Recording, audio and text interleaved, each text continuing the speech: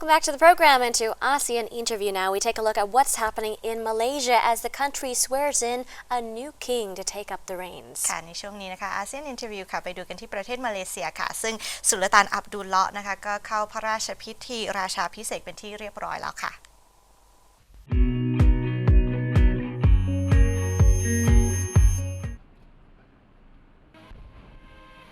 Sultan Abdullah Sultan Ahmad Shah was sworn in as Malaysia's 16th king in a ceremony at the Malaysian National Palace, Istana Negara, on Thursday. Prime Minister Mahathir Mohamad was present at the ceremony along with his cabinet ministers to accept the installment of the new king. Earlier, a welcome ceremony was held at the Parliament Square as Abdullah inspected the Guard of Honor. Abdullah only became his state's sultan a couple of weeks ago after his ailing father abdicated in his favor. All the pomp and ceremony Thursday to mark Abdullah's accession to the throne came almost 3 years ahead of schedule.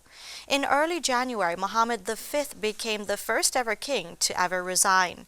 It came after widespread reports that he had wed a former beauty queen from Russia, though no official explanation has been given.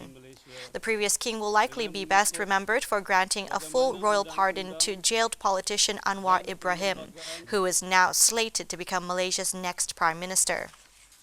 The king or the monarch doesn't play active role in politics, but the king is also a symbol of national unity. He is the head of the official religion of Malaysia, namely Islam. He is supposed to, in a sense, safeguard the special positions of the indigenous people, the Malays especially. They do have discretion in certain limited areas, which are quite important. So, for example, they have a discretion to select who is the Prime Minister, provided that that person commands a majority of the members of Parliament. And the second area which he has discretion is in the withholding the Prime Minister's request to dissolve Parliament. Under Malaysia's unique system, a new king, or agong in Malay, is chosen every 5 years among the royal rulers of 9 Malaysian states, normally based on a predefined rotation. King Abdullah, 59, succeeded his father to become the Sultan of Pahang in mid-January this year. Sultan Mohamad abdicated this month after just 2 years on the throne, the first time a monarch had stepped down before completing their tenure. No reason was given for his decision. The country's 9 royal households take turns to provide a king, who is chosen through a vote in a council of rulers made up of the 9 households, most of which are led by a sultan. Malaysia is a constitutional monarchy, and the king assumes a largely ceremonial role, including acting as custodian of Islam in the Muslim-majority country. The king's assent is needed for the appointment of a prime minister and various senior officials.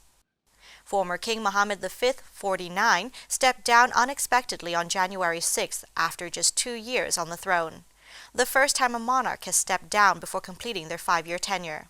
No reason was given for the resignation. Tengku Abdullah, who formally took the throne on January 31st, succeeded his father to become the Sultan of Pahang in mid-January this year. He previously served as the Vice President of the Asian Football Confederation, the President of the Football Association of Malaysia, and twice as the Regent of Pahang.